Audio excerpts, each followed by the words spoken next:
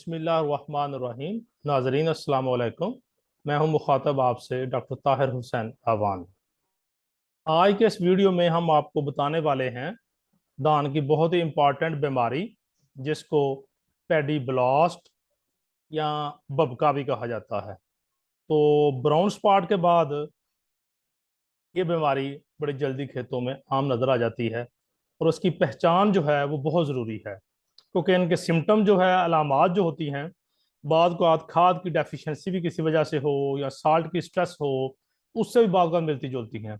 इसलिए किसान भाइयों को सबसे पहले इसकी पहचान करना ज़रूरी है कि उसको पता हो कि कौन सी बीमारी है। जब बीमारी का पता चल जाएगा, फिर प्रॉपर उसके लिए जो दवाई है, फंजेसाइड है, वो स्प्रे करने हैं। कौन से फंजेसाइड स्प्रे करने हैं, कब करने हैं, आज की वीडियो में इंशाल्लाह हम आपको बताएंगे। सबसे पहले जो इसकी मोस्ट इंपॉर्टेंट चीज़ है वो है इसका कि इसकी पहचान जो है ना जी, हम कि इसकी पहचान बहुत ज़रूरी है ताकि पता चल जाए कि कौन सी बीमारी है। ये जो बीमारी है पेडी ब्लॉस की, ये एक स्पोर होता है, ऑर्गेनिज्म जो है काजल इसका, उसको पेरिकुलेरिया ओराइजी कहते हैं। वो इस बीमारी के फैलने का सबब बनता है। तो ये जो जरासीम है फफूंदी का, स्पोर कह लें इसको, ये सीड पे भी लगा होता है। जैसे आप तस्वीर में देख रहे हैं कि सीड के ऊपर अगर दाग या निशान नजर आ रहे हैं तो इसका मतलब है कि वहां पे बीमारी का जरसूमा मौजूद है।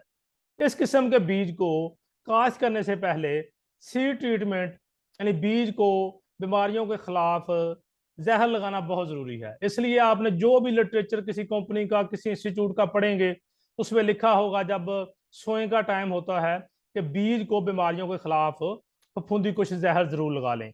ये बहुत ही सस्ता, बहुत ही इफेक्टिव वे होता है बीमारी को कंट्रोल करने का।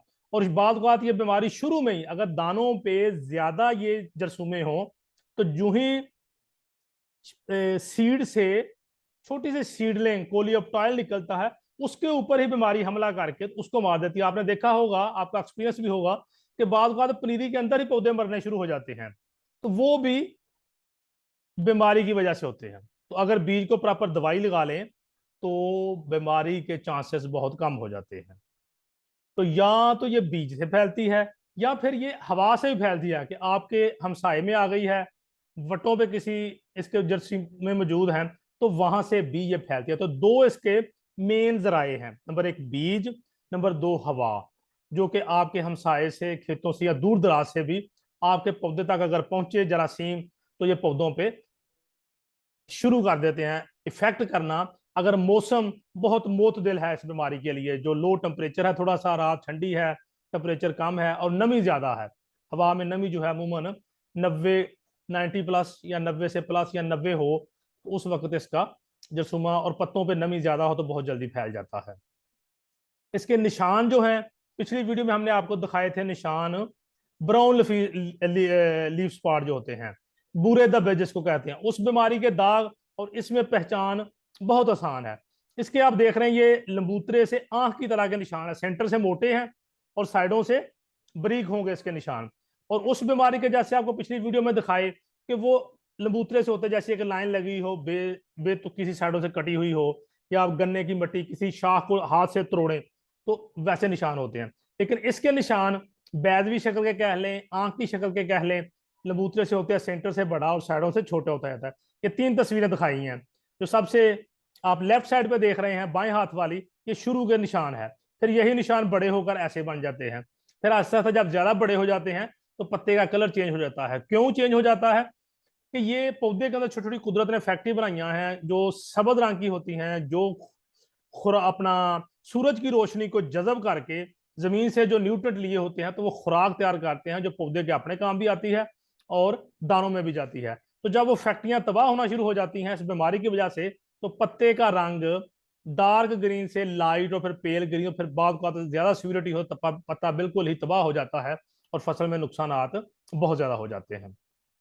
ये बीमारी पत्तों के अलावा जब ज्यादा सिविरिटी, गांठ पर भी हमला हो जाती है। जो जोड़ होते हैं, जहां जहां पौधे का जोड़ है, ये आप तस्वीर में देख रहे हैं कि जोड़ के ऊपर हमला करके उस जोड़ को इर्द गिर्द से खाना शुरू कर देती है सेल सैप को, और सेलोलोज को, जो ऊपर नीचे का कनेक्शन कट जाता है, ना नीचे से न्यूट्रिएंट ऊपर जाते हैं ना पत्तों से जो खुराक तैयार हो या नीचे आती है, तो वहां से ये उसको इतना ज्यादा इसका शदीद हमला बढ़ जाता है गांठ पर कि वो हवा से जरा से भी गांठ वहां से टूट जाती है और पत्ते नीचे अपना पूरी शाख जो है नीचे को लटक जाती है। आप इस तस्वीर में बड़ा क्लियर जहाँ ये निशान है देख रहे हैं, और ये देखें जरा, ये भी जहां मैं एरो घुमा रहा हूँ कि पूरे का पूरी जो गांठ है वो गल जाती है। तो ये भी इसकी सीवियरिटी की एक निशानी है। फिर इसके अलावा ये खाली पत्तों तक नहीं रहती ना गांठ तक, ये मिंजर की गर्दन, ये आप सबसे ऊपर वाली तस्वीर में भी देख सकते हैं कि जो मिंजर की गर्दन है उस पर भी हमला करती है। तो इसको बाद को आते हैं नेक ब्लास्ट भी कहते हैं कि गर्दन टूट जाती है। जहां पे हमला होगा, जैसे शाख टूटी उसी तरह आप देखेंगे कि ऐसे सीधी जो मिंजर है तो वो भी वहां से ऐसे टूट के लटक जाती है और नुकसान होता है। और गर्दन के पर हमला करने के साथ ही ये आप देख रहे हैं, ये दानों पर भी हमलावर होती है। तो ये बीमारी इतनी खतरनाक है, जैसे आपको दिखाया कि ये पत्तों पर, गांठ पर, मिंजर की गर्दन पर और दानों पर, ये जो आपको सामने तस्वीर नजर आ रही है, ये इंतहाई सीवियरिटी है, यानी शिद्दत है इस बीमारी की। तो पहले दाना काला होता है, ब्राउन, फिर काला, पूरे का पूरा दाना काला हो जाता है। फिर वो स्पोर जो होते हैं, वो फफूंदी जिसको उल्ली कह लें, वो दाने के ऊपर भी आपको नजर आना शुरू हो जाती है, जो उसका, और खाली जो एम्प्टी ग्रेन होते हैं जिसको पत्तल कहते हैं, तो कहते हैं, उस पर ज्यादा सीवियरिटी होती है, वहां खुराक नहीं होती, तो फफूंदी बड़ी जल्दी से उसके ऊपर भी आपको जो नजर आ रहा है दाने तबाह कर देती है। तो ये तो था इसकी पहचान, कि फफूंदी की पहचान हो जाए। फिर उसके लिए मुख्तलिफ जहर हैं जो मुख्तलिफ कंपनियों के मार्केट में अवेलेबल है, जिनको हमने काला शकाकू में भी टेस्ट किया हुआ है, निब्जी वालों ने, नयाब वालों ने, सब दोस्तों ने अपने अपने इंस्टीट्यूट्स पे इन जहरों को टेस्ट किया हुआ है बीमारियों के खिलाफ। तो ये कंसेंसस से एक ये शीट डेवलप की गई है आप लोगों की भलाई के लिए, बेहतरी के लिए, कि जिस जिम्मेदार को, क्योंकि बाद का हम एक दो दवाई बताएं तो बाद का वो उस इलाके में जिम्मेदार के नजदीक नहीं मिलती, तो उसके लिए प्रॉब्लम बन जाता है। तो ये वो दवाइयां लिखी हैं जो इफेक्टिव हैं इस बीमारी के लिए भी। और ये साथ साथ इनमें से 80% जो दवाइयां जो फंजासाइड लिखे हैं, ये जो पिछली बीमारी आपको बताई गई थी ना, सॉरी ब्राउन लिव स्पॉट वाली, बुरे धब्बों वाली, ये उसको भी कंट्रोल कर लेंगी और इसको भी, ब्लास्ट को भी कंट्रोल करेंगी। तो इनमें सबसे जो इंपॉर्टेंट है वो प्रोपेकोनाजोल है, जिसको टिल्ट कहते हैं। ये सिंजेंटा की कंपनी की दवाई है, 200 ग्राम के हिसाब से स्प्रे करना है। फिर नटीवो है बायर की, जिसमें ट्राइफ्लॉक्सीस्ट्रोबन प्लस टेबोकोनाजोल, ये दो दवाइयों का मिक्सचर है, तो बड़ा अच्छा ये भी कंट्रोल देती है, ये नटीवो के नाम से मिलती है। इसी तरह टेबोकोनाजोल है। फिर स्कोर है दवाई एक, डाइफिनोकोनाजोल है, ये भी सिंजेंटा की है। ये अमूमन हमारे आम जिम्मेदारों को नटीवो स्कोर का बहुत अच्छा नाम याद है। तो अगर ये दोनों को स्प्रे करना हो, पहले ब्राउनली स्पॉट आए, अब ब्लास्ट आई है, तो आगे पीछे कर लें, पहले एक कर लें, दोबारा करें तो दवाई को चेंज करके स्प्रे करें, एक ही दवाई को बार बार स्प्रे ना करें। ठीक है जी। फिर इसी तरह इजी डॉक्स है, स्ट्रोल प्लस है, जिसमें डाइफिनोकोनाजोल ऑक्सीस्ट्रोबन है, ये एंग्रो की और एग फार्मा की दवाई है। इसी तरह एवियोल ग्रुप की पायराजोल सुपर है, जिसमें पैराक्लोस्ट्रोबन है और टेबोकोनाजोल है, ये दो दोइयों का मिक्सचर है, 100 ग्राम के हिसाब से स्प्रे करनी है। स्वात एग्रो की टॉप गार्ड के नाम से है, फ्लुट्रीफोल प्लस इसमें टेबोकोनाजोल है। इसी तरह जाफर एग्रो सर्विसेज की है, एपिकॉल है, अजॉक्सीस्ट्रोबन है इसमें। तो ये दवाइयां जो है ये आप स्प्रे कर सकते हैं, लेकिन कब करना है, ज्यादा देर से नहीं करना, उसके कुछ नुकसान है, मैं आपको बताता हूं।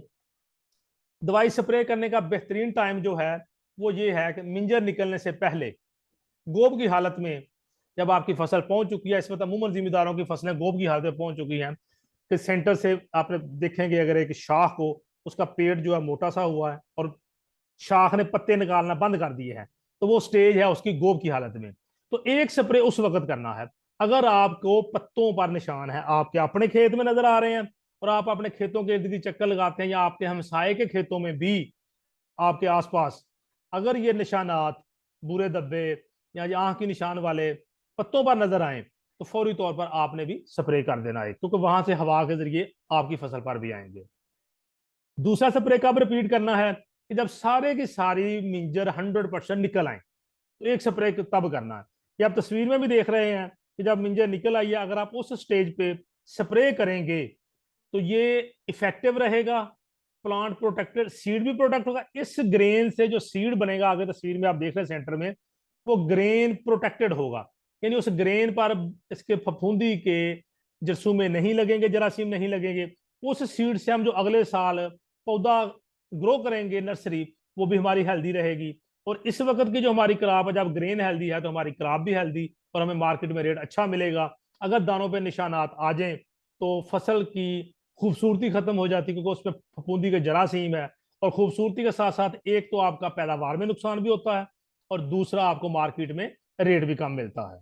इसलिए किसान भाइयों, स्प्रे को उसके वक्त पे करना है, तो ज्यादा लेट नहीं करना। अगर दानों पे दाग आ चुके हैं, आपकी ग्रेन मंजरे निकली को 15-20 दिन हो गए हैं, दानों पे निशान आ चुके हैं, तो अब आपने किसी दवाई का स्प्रे नहीं करना, क्योंकि वो जो फंगस लग चुकी है ग्रेन को, उसको कंट्रोल नहीं है, दाग तो लग चुके हैं। अब आपका जो लेट स्प्रे करेंगे उसका नुकसान ये होगा, एक तो आपको पैसे का माली नुकसान हो रहा है, और दूसरा ये है कि उस फसल में भी बाज़ औक़ात ग्रेन में रेजिड्यू चला जाता है। और वो रेजिड्यू है जिसको MRL कहते हैं, मिनिमम रेजिड्यू लिमिट, के बाज़ औक़ात वो ग्रेन में उस लिमिट से अगर ज्यादा हो, तो अब जो बाहर वाले मुल्क हैं, यूरोप है, अमेरिका, जहां भी हमारी कंटेनर जाते हैं, वो राइस के सैंपल की टेस्टिंग करते हैं। अगर उसमें किसी भी जहर का बाकियात आ जाए तो वो पूरे का पूरा कंटेनर रिजेक्ट कर देते हैं। जब कंटेनर रिजेक्ट होगा तो उसको तो नुकसान होगा भेजने वाले को, लेकिन आपको भी अल्टीमेटली नुकसान इस सूरत में होता है कि जिम्मेदार फिर अगले साल आपको प्रॉपर कीमत नहीं देता। ठीक है जी, इनसे बचना है। कुछ एहतियाती तदाबीर हैं कि हम इस बीमारी से कैसे बच सकते हैं। वो ये है कि बीमार फसल का बीज कभी इस्तेमाल नहीं करना। जो भी सीड आपने इस दफा अगर घर रखना है, अच्छी फसल से रखें जहां बीमारी नहीं है। बाजार से खरीदना है तो सीड को चेक करें कि उसके ऊपर कोई दाग, कोई निशान नजर ना हो, ये निशानी है कि बीमारी से पाक बीज हासिल करना। फिर फसल को जिस किस्म का टाइम है, मुख्तलिफ किस्मों का मुख्तलिफ हमने टाइम रखा हुआ है एक्सपेरिमेंट करके उसकी बेस पे, वो ऐसे आपको नहीं बताते। उस फसल को उसके वक्त पर बीजना। पछेती फसल बीजेंगे उस पर भी बीमारियों का हमला ज्यादा होता है। दूसरा कि गोब की हालत से लेकर दाना बनने तक फसल को सवियर सोका नहीं लगने देना। उससे एक तो स्ट्रेस आती प्लांट में, बीमारी भी हमलावर होती है, और अब पैदावार भी कम हो जाती है। खादों का मुतनासिब और मुनासिब इस्तेमाल करना है। उसमें यह है कि DAP और नाइट्रोजन के साथ साथ हमने पोटाश भी जरूर डालनी है। तो गोब की हालत में आधी बोरी पोटाश हम रिकमेंड करते हैं कि जरूर डालें। कि नाइट्रोजन की 3 किस्तें करें, एक 15 दिन बाद ट्रांसप्लांट के, दूसरी को 30-35 दिन बाद, और तीसरी किस्त जो है वो 45-50 दिन पर, जब आपकी फसल गोब की हालत में, उसमें आधा बैग यूरिया का और आधा बैग पोटाश का डालें। अगर किसी भाई को मजबूरी है, पैसे नहीं है, पोटाश खाद नहीं डाल सकता, तो मैंने पिछली वीडियो में बताया है कि आप पोटाश की स्प्रे कम अज कम जरूर कर दें, जिससे आपकी पैदावार भी अच्छी होगी और आपको बीमारियों के खिलाफ कुव्वत मुदाफत भी पौधे में आएगी। बीमारी को कंट्रोल करने के लिए कुछ एहतियाती तदाबीर भी हैं, जिनमें सबसे इंपॉर्टेंट ये है कि वो किस्म जिन किस्मों में आपके खेतों में इस दफा शदीद हमला हो, अगले साल उन खेतों में बदल के किस्म को लगाएं, और कोशिश करके महकमा ज़राअत एक्सटेंशन या रिसर्च वालों से मशवरा करके इस बीमारी के खिलाफ जो कुव्वत मुदाफ़त रखने वाली किस्में हो, जिन पर बीमारी का हमला कम होता हो, उनको काश्त करना चाहिए। और दूसरा, जो भी बीमारी किस्म काश्त करनी है, उसको फफूंदी कोश जहर भी जरूर लगाएं, और गर्म पानी से ट्रीट भी जरूर कर लें। बड़ा आसान है गर्म पानी से ट्रीट करना। 53 या 54 डिग्री सेल्सियस पे आपने पानी गर्म करना, पानी जो उबलता ना हो और जिसमें हाथ भी ना रखा जा सके, वो तकरीबन इस डिग्री पे पानी होता है। तो उसमें 10 से 12 मिनट तक आपने बीज को भिगोना है, और उस बीज को इस गर्म पानी में भिगोने से पहले आपने 8 से 10 घंटे पहले ठंडे पानी में भिगोना है, ताकि अंदर जो पानी जाना वो पहले ठंडा चला जाए। उसके बाद गर्म पानी जो होगा उस सीड के इर्द गिर्द कोटिंग होगी अंदर, जिस ताकि जो उसका प्लम्यूड रेडिकल जहाँ से इमर्ज होना है, वो पॉइंट उसका ज्यादा गर्म पानी से खराब ना हो जाए। इसलिए पहले उसको ठंडे पानी में डिप करें 8 से 10 घंटे, उसके बाद उसको 10 से 12 मिनट गर्म पानी में डालें। तो इससे भी बीमारी के जरसूमे मर जाते हैं। और उसके बाद अगर पॉसिबल हो तो फफूंदी कोश जहर लगा लें। अगर कोई ही दूर दराज है, कोई मसला है, कोई फफूंदी कोश जहर नहीं मिलता, तो फिर आप गर्म पानी से ट्रीट करके भी उस बीज को बीज सकते हैं। इसके साथ ही मुझे इजाज़त दीजिए, और अगर आपको ये वीडियो पसंद आए और आप चाहते हैं कि आपको मज़ीद भी वीडियो मिलते रहें इसी तरह राइस के बारे में, फिर अंडा वीट के बारे में, तो मेरे चैनल को सब्सक्राइब कीजिए। जैसे ये नीचे लिखा आ रहा है, जो मैंने ये टिक किया हुआ पहला ग्रीन निशान है, या हाथ थंब का निशान है लाइक का, इसको क्लिक कर दे ताकि ये ब्लैक कलर का हो, जिसका मतलब है आपने लाइक कर दिया। फिर इसी तरह सब्सक्राइब वाला चैनल यहाँ पर दूसरा है, नीचे सब्सक्राइब, ये रेड कलर का आपको मोबाइल पे नजर आ रहा होगा, उसको भी क्लिक कर दें तो ये भी ब्लैक हो जाएगा। फिर इसी तरह आगे बेल का निशान है, उसको भी क्लिक कर देंगे तो ये ब्लैक हो जाएगा। तो जो भी मेरी नई वीडियो अगली बीमारी के बारे में होगी वो आपको ऑटोमेटिकली उसकी नोटिफिकेशन आ जाएगी, और वो आपको इंशाल्लाह उम्मीद है पसंद होगी। इसके साथ ही मुझे इजाजत दीजिए। अल्लाह हाफिज।